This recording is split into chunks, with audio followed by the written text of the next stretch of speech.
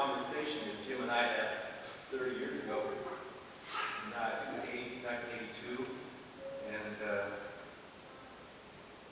we had this conversation. I was working on his plumbing in his house, and he used to like to hang out while I worked, and we'd chat, and I never shut up anyway. I don't know why people hate me, but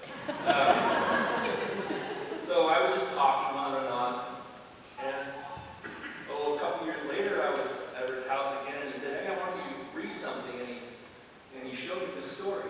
It hadn't been published in this book yet, but I thought, God, you nailed it. It was just this conversation that we had. But he definitely had a way with words, and so I'll just run my cheaters. You can tell I don't do this very often. Can you hear me? Yes. The Hip Plumber. A prologue. The Hip Plumber is underneath my sink, squeezed in between the flung-wide cabinet doors, working with his wrench to unscrew the trap so he can unplug the drain. Sometimes, he says, when I'm up here and it's all by myself, in the shadow of the pipes and the smells, I think, what the hell am I doing in a situation like this? And then I just relax and say to myself, it's okay to be here. This is where I'm supposed to be. If it wasn't supposed to be here, I wouldn't be here. So you know what I mean. What I'm saying is, I surrender to that place and that time, and then I'm at peace with it. I become one with it. Hey, hand me that flashlight, so I can see what the hell is in here. So I hand him the flashlight, and he peers around the stuccoed underbelly of the sink and the chalky corroding stains. I don't take this seriously, he says. I mean, it has to be fun. I have to enjoy it.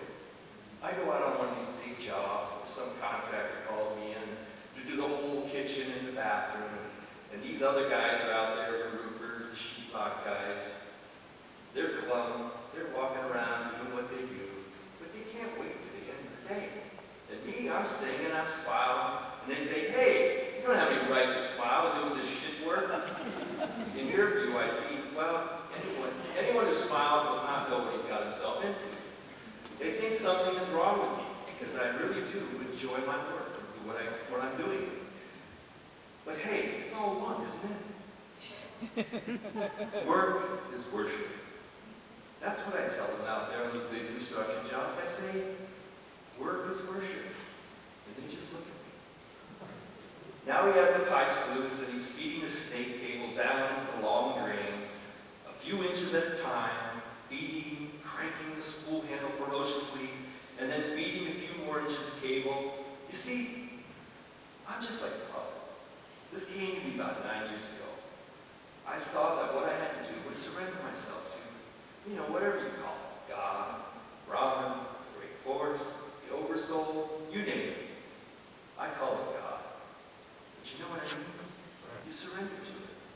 You are a puppet, and it works through you. Each morning I wake up, I think to myself, okay, what's important?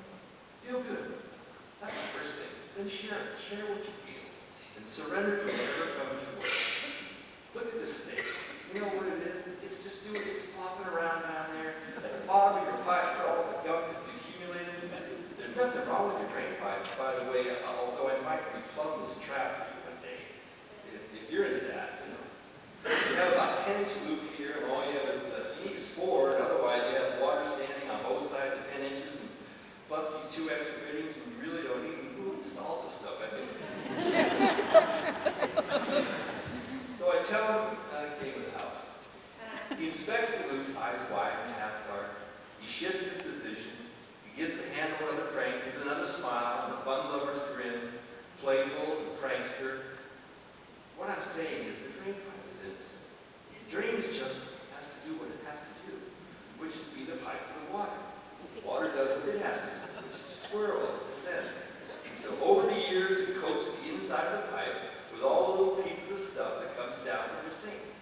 This makes kind of a donut inside the pipe. A donut with a hole through the middle that gets smaller and smaller each year. The donut gets bigger and the hole gets smaller. Smaller and smaller until it's down to a very small fine point, which is just like meditation. You see?